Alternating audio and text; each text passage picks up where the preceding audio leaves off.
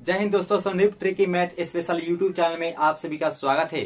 तो जैसा कि ग्रुप डी का एग्जाम अभी फिलहाल चल रहा है, तो उसमें न्यूमेरिकल सवाल से 5 या 6 क्वेश्चन से पूछे जा रहे हैं हमारे एग्जामों में। तो इससे रिलेटेड 1 या 2 क्वेश्चन आ रहे हैं कि प्रतिबिंब की संख्या कैसे ज्ञात करें। तो इस वीडियो को देखने के बाद आप भी 1 या 2 सेकेंड में प्रतिबिंब की संख्या ज्ञात करने लगेंगे। बहुत से एग्जाम में यानी कि जनरल फिजिक्स पूछा जाता है बहुत से एग्जाम में, तो उनमें हमारे जो एग्जाम होता है उसमें न्यूमेरिकल सवाल में से 1 क्वेश्चन प्रतिबिंब से रिलेटेड क्वेश्चन पूछ लिए जाते हैं। तो थोड़ा सा बेसिक समझाना चाहते हैं दोस्तों कि प्रतिबिंब की जो संख्या होती है वह हमेशा विषम संख्या ही निकलता है। जैसे 1, 3, 5 डैश ये हमेशा विषम संख्या ही होती है।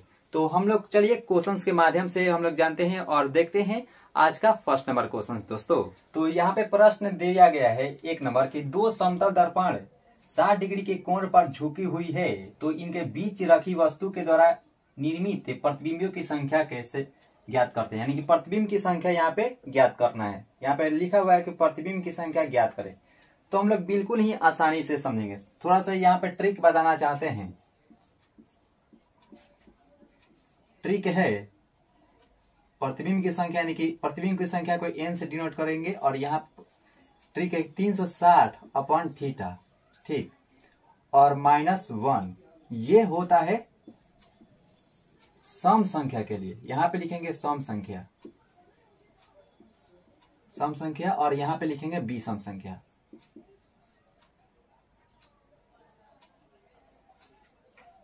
विषम संख्या, ठीक। और विषम संख्या के लिए क्या होता है कि 360 अपॉन थीटा n बराबर होता है 360 अपॉन थीटा। ये विषम संख्या के लिए होती है और ये होती है सम संख्या के लिए।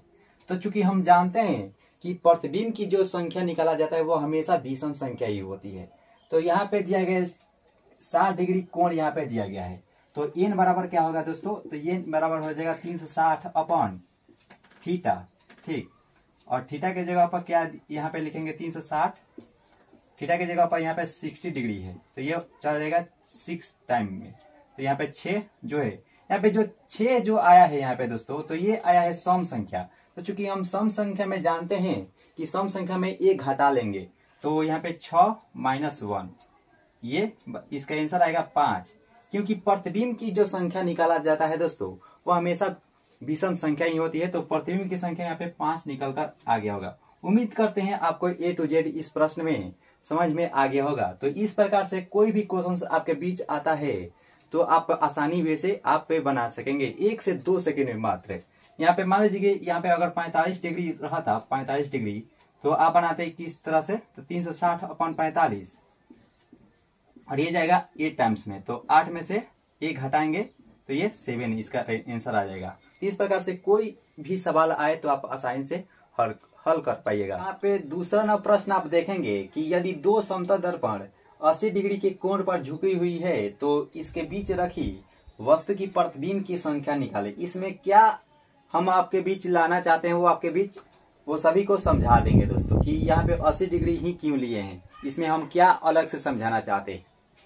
तो मान लीजिए हम जानते हैं कि हम आप लोग भी समझ चुके होंगे या बना भी चुके होंगे कि इसका राइट आंसर क्या होगा। तो यहाँ पे n बराबर हो जाएगा 360 अपॉन यहाँ पे सूत्र न लिखकर यहाँ पे 80 लिखेंगे, 80, और यहाँ पे 0 से 0 खत्म। ये कितने टाइम्स में कटेगा, तो ये 8 चौका 32, 4 और हाथ से लेंगे 4.5, यानी कि 4.5 यहाँ पे आ गया है, ठीक। तो मान लीजिए ऑप्शन में यहाँ पे दिया गया है, ऑप्शन में हम जानते हैं कि प्रतिबिंब की संख्या हमेशा ही विषम ही निकाला जाता है।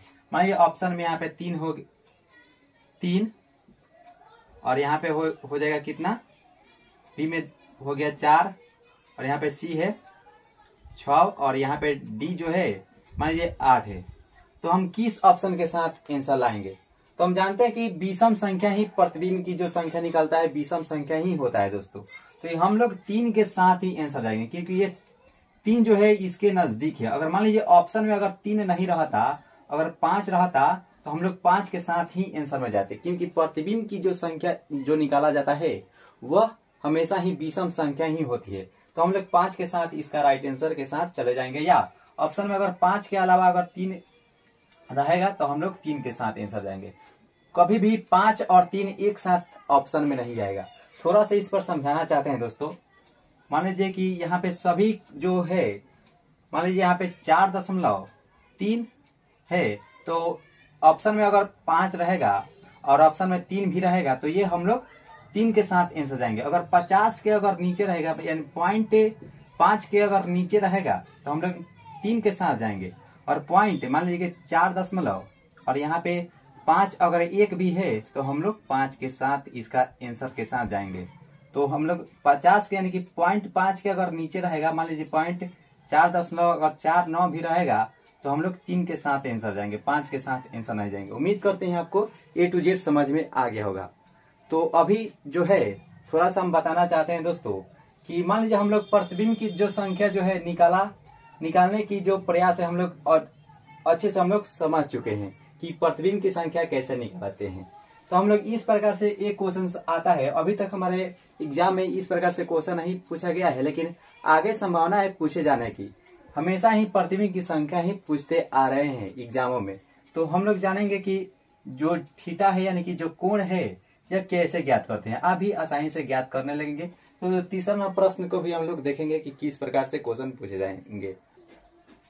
तो यहाँ पे थर्ड नंबर क्वेश्चन भी यहाँ पे आ चुका है कि यदि दो समतल दर्पण के बीच प्रतिबिंबों की संख्या अगर 6 है तो इसकी कोण ज्ञात करेंगे। तो सब हम लोग जान चुके हैं कि जो प्रतिबिंब की संख्या है हम लोग निकालना जान चुके हैं। तो इसकी कोण कैसे ज्ञात करते हैं, बिल्कुल ही इसी प्रकार से हम लोग कोण ज्ञात करेंगे। मान लीजिए n बराबर हो जाए 360 अपॉन यहाँ पे थीटा। तो चूंकि n का मान दिया गया है यहाँ पे 6, प्रतिबिंब की जो संख्या है वह 6 दिया गया है, लेकिन हमें ज्ञात क्या करना है, थीटा का मान ज्ञात करना है दोस्तों। तो थीटा, तो n यहाँ पे लिखेंगे 6 बराबर 360 अपॉन यहाँ पे थीटा। तो ये हम लोग जानते हैं तिरछा तिरछी गुना होगा, तो ये 6 थीटा हो जाएगा और बराबर 360। और ये जो 6 है ये इसके नीचे जाएगा, तो यह हम लोग यहाँ से भी कटा सकते हैं। 6 6 का 36 यानी कि 0, यानी कि थीटा का मान यहाँ पे 60 डिग्री इसका आ चुका है दोस्तों, 60 डिग्री। तो आप भी आसानी से ज्ञात करेंगे। या तो कोण पूछे या प्रतिबिंबों की संख्या निकालने के लिए कहे तो आप भी आसानी से ज्ञात कर सकते हैं, बिल्कुल ही 1 से 2 सेकंड में। अधिक से अधिक समय लगेगा तो 2 सेकंड लगेगा, अगर अधिक से अधिक लेगा तो। नहीं तो आप प्रश्न को देखते ही आप इसका आंसर बता देंगे दोस्तों। तो इस प्रकार से इस सेशन को यहीं पे समाप्त करते हैं। तो अभी के लिए इतना ही दोस्तों। जय हिंद।